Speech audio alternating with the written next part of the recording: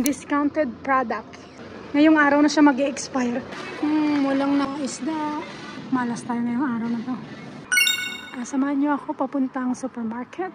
Titingin tayo ng mga naka-promo para makamura tayo. Ayun pala, suot ko na yung nabili ko sa Temo. Ang lambot niya guys, promise. I like it.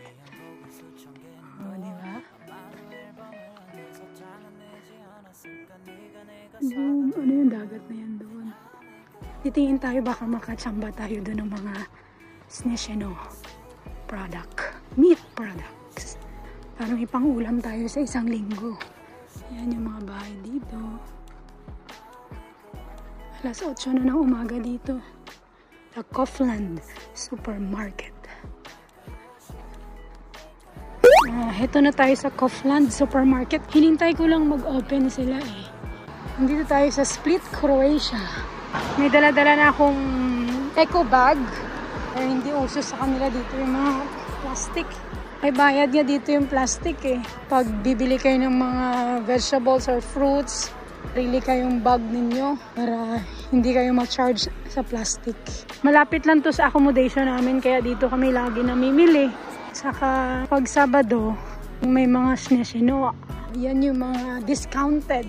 Bawa, pag yung manok mag-e-expire.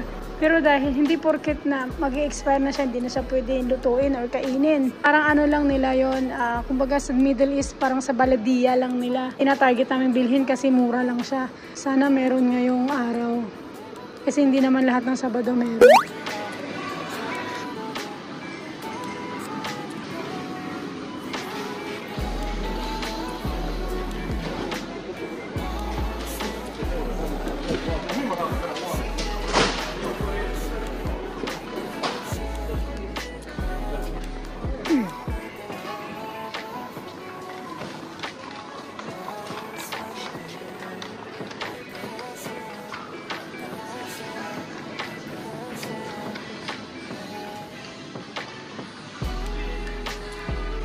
Nandito na tayo sa meat section. Walang naka-Snesheno na mga isda. Wala rin karne. Sayang. Meron pero ano lang. Wala yung manok. Yan mga sausage.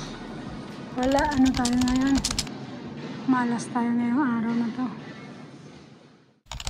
Didiretso tayo ngayon sa meat section. Sana meron lang ngayon Snesheno ng mga karne. Ito yung isda nila. Wala. Oh, yun. Ay, salamat. Buti na lang. Meron, no? Mga Snesheno, mga discounted products, no? Ngayong araw siya mag-expire. May manok. Ano lang siya, 90 cents.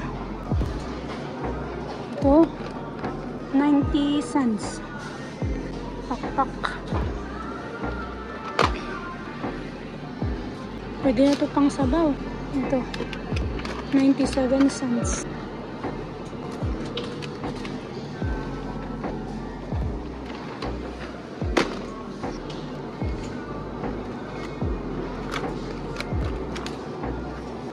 Ito yung magandang manok dito. Kahit salt pepper lang, malasa na siya. Kaya lang medyo mahal pa. 2 point something pa siya eh. Pero ito pwede na to. 1.31. Ito meron nyo 1.28. Mixed thigh and legs. Patay ng manok. Mag-try ako mag-arroz caldo. Babasahin to, chicken.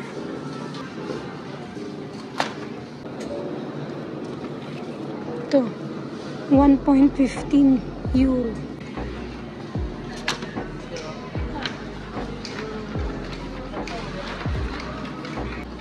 Tapos bibili ako ng pinapabili ng kasama ko. Binti ng baboy. Lilitsunin daw bukas. Hello, Duvitro. Can I have this one piece please? Yes.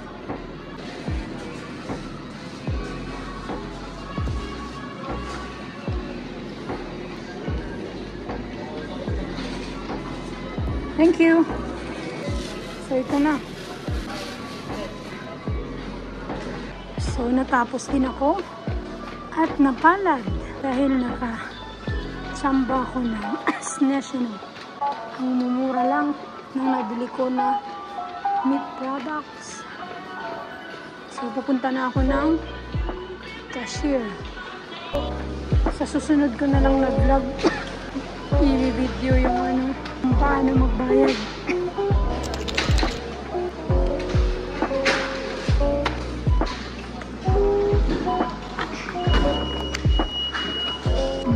Pocheta.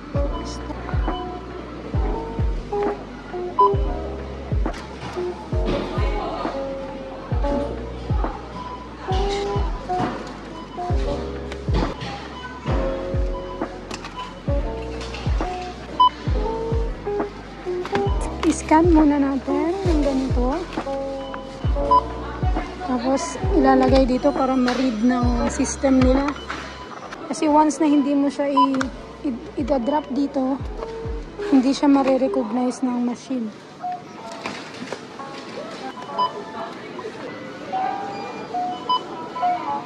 So ito yung total. Kailangan ko na siya i-end. Proceed to card. Picture card. Yun. Tapos lagay ko na siya sa eco bag ko. So, dahil mag-isa lang ko, medyo mahirap. Dahil isang kamay lang.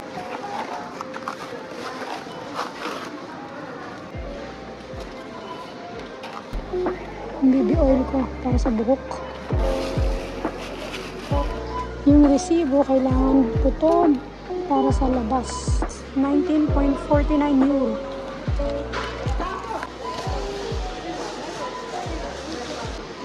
Ilalagay dito.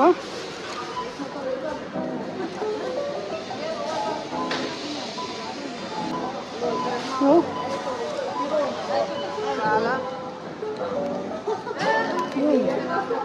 hindi siya nabasa yung QR code dito. So, yung isang customer ang nag-swipe. So, pauwi na ako. See you sa next vlog ko. Please subscribe, like, and comment. Thank you for watching.